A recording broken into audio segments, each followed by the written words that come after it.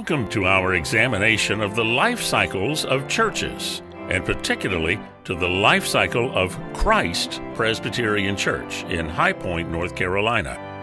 We have seen that while the stages of birth and vitality at Crestwood were strong during the 1950s and 60s, the period of stability and equilibrium that is often quite long in many churches was cut short by three major periods of conflict in the 1970s, 80s, and 90s. By the late 90s, the church had shrunk to such a degree that they could no longer sustain themselves on the offerings of church members. They reached out to Salem Presbytery for help. Salem's approach was to start a new church development by changing the church's name from Crestwood to Christ, calling a young and energetic new pastor, and giving $25,000 a year in financial support. The Reverend Ben Trawick was called in 1999 to lead this new beginning, albeit with a now old building in desperate need of repair and updating. Well, my first impressions when I arrived to interview on site were that it was going to be a daunting undertaking. The facility was in poor condition. Everything was very, very dated. So the sanctuary had seafoam green shag carpeting and gold pew cushions and like 1970s wood paneling. It was like stepping into a time capsule. So the first Sunday, as I recall it, I was excited to meet the congregation and to start this new process. And the attendance at that first service was something like 15 to 17 people. It was under 20. And that was another wake-up call as to just how far we would have to come with the process, because a pastor's first Sunday, one anticipates as large a turnout as you may see for some time.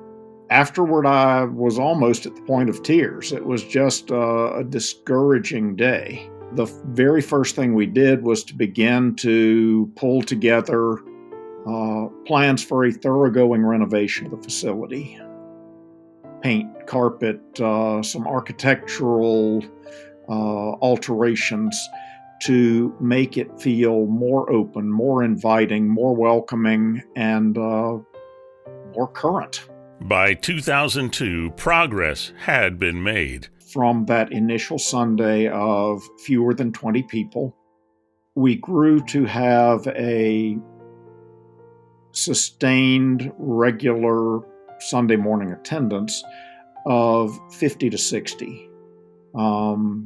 And so that was exciting and energizing. What I loved about going back to church there was how diverse it had become. It was very much more racially diverse than it had been previously, and I loved that. That Crestwood area of High Point had over the years become racially diverse, and it seemed inappropriate to have a congregation that was not racially diverse serving a neighborhood that was quite racially diverse. We tried to reach out to our neighbors and to invite participation, and some families chose to join the congregation, and that just began to build an energy. A lot of people bought into that vision, and that was very exciting. But Ben could not afford to stay. The church's means were so limited that I was brought in at what was very close to the Presbytery minimum salary at the time. My wife was in school working on a PhD. I honestly reached a point where it was just not financially tenable to remain there. I was the interim pastor at Christ Presbyterian Church from 2003 to 2005. I arrived right after Ben Trawick left. We had about 60 on the roll, 35 to 40 in worship. The Presbyterian home was a huge mission for our church, and we had quite a few members from the Presbyterian home. We had a lot of older members, not many children. The finances were very strained, but things were plugging along. And quite frankly, I was optimistic when I left. I felt like things were going to be okay. And I happened to show up at worship the Sunday before they closed, and I was absolutely shocked that this was going to happen. I think one of the biggest things that happened was the old Presbyterian home closed. River Landing opened. A lot of the folks went out to River Landing, and it was hard for them to get back to Christ Presbyterian. But those folks loved that church, and they loved each other. It was a wonderful congregation. I could tell that it was on decline because we were always like associated with Presbyterian homes. We always had like an older population anyway. But then when I started going back, I could just see that this was happening. But we tried so hard for a lot of years to keep it going. We just couldn't make it. A congregation makes the decision to close. They probably do it in consultation with members of the presbytery, but the session of a congregation makes the ultimate decision to close, and that's what happened at Christ Presbyterian. The session voted that it was time for their congregation, their church, to close. Growing up in the church and then seeing the church slowly decline in membership and having to eventually close the church was pretty hard. It was, a huge chapter of my life. Like I said, my faith journey began at that church. So it left me, kind of wondering a lot. I felt so bad for my mom because she was the clerk of session at the time, and that she was having to do all of that and go to all these presbytery meetings and really make those hard decisions with the session. And I remember I would call her a lot, and she would be very upset about the decision that they were going to have to make. The presbytery appoints an administrative commission. They work to do a number of tasks that are necessary for the closing of a congregation. Making sure that the members of the congregation can find membership in other churches, other Presbyterian churches, if they so desire. Another task is providing for some sort of final celebration worship service for that congregation. And then there's a lot of financial and property tasks that are involved. One of the challenges with the property at Christ Presbyterian Church was that it wasn't in particularly good shape. So there were a lot of repairs that were constantly needing to be made. There was just a lot of work that was going to need to be done. I think one thing that stood out to me about this small church is that it was different than a lot of small churches in that a lot of small churches you think of as family churches. Lots of people maybe in those small congregations are related to one another. But that wasn't the case at Christ Presbyterian Church. It was a small church made up of really disparate individuals that had become a family just because of their relation to each other in this congregation.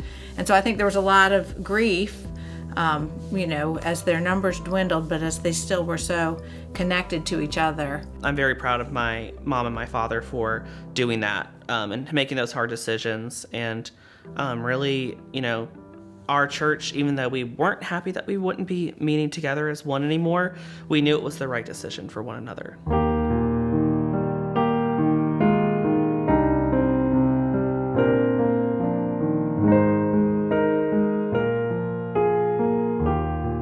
I cried through the whole last service at Christ Presbyterian.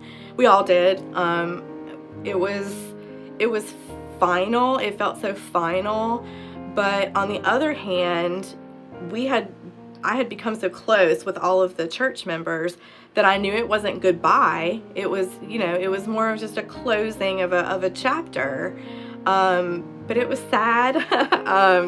Even thinking back, it makes me emotional. That last service was one that, it was so bittersweet. I remember walking in and there was so many cars in the parking lot, and I was like, what's going on? Like, I know it's our last service, but we only have like upwards of 20 people at max on Sundays, and it was so nice to walk in and see Clarice Hutchins' daughter at the service, and she was the reason that our family joined the church. So that was just like a very full circle moment for our family, and to have the Vitello family sitting in front of us, who they sat in front of us for years, the Rushes, all these families that we grew up with and had these strong connections with were there, and paying tribute to one another in that. And really, like, that Sunday, looking at our Bibles and our hymnals and seeing the names that they were donated in honor and memory of, and remembering those people. It was a hard service for all of us. I remember we were all very emotional, but it was a beautiful closing service for all of us. I remember I walked down the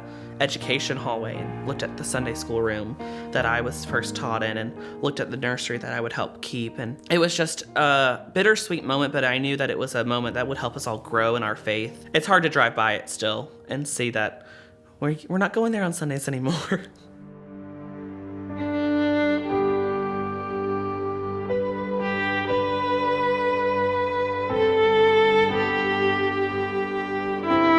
That church has rallied around us so well as a family. With Mom's passing, they came out of the woodwork to help us, and I think we still have meals in our freezer from her passing in May. So when Brian's mom passed, she got sick. I reached out to everybody to let them know, but of course we lost Eileen last year, and that was devastating. So the Lord provides us in amazing ways, and provided us a great way to find a new church home in Jamestown, and we still have our love of Christ Presbyterian at Jamestown Presbyterian, which is really nice.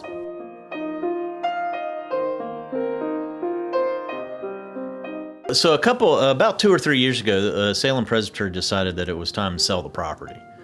And it's been on the market for 18 months or more, but we finally have received a good offer on the property, and we hope to be able to close within the next 4 months. What we are hoping to do with the proceeds from the sale of the property, the first project is to fund a position at the presbytery level for this person to be able to go and work with churches who might be in the same situation that Christ was during its years of decline. And the idea is to help them envision maybe a new future or new opportunities with partnerships with other churches.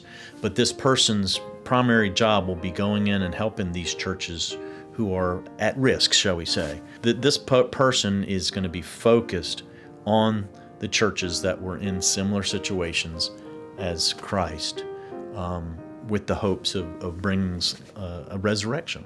The money from the sale of the property is what's making this possible.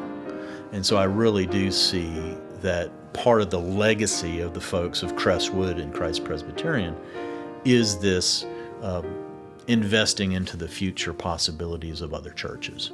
And that's a real blessing. I remember one of our last meetings with all of the elders, Chipper said something that has stuck with me to this day, and I'll never forget it. He said, the church isn't about a building. It's about one person, two people coming together to worship God, and that's what church is. It is not a building. It is not even necessarily, it has to be a whole big congregation. It doesn't have to be a preacher sitting up at a pulpit. It's worshiping God. That's church. And I'll never forget that.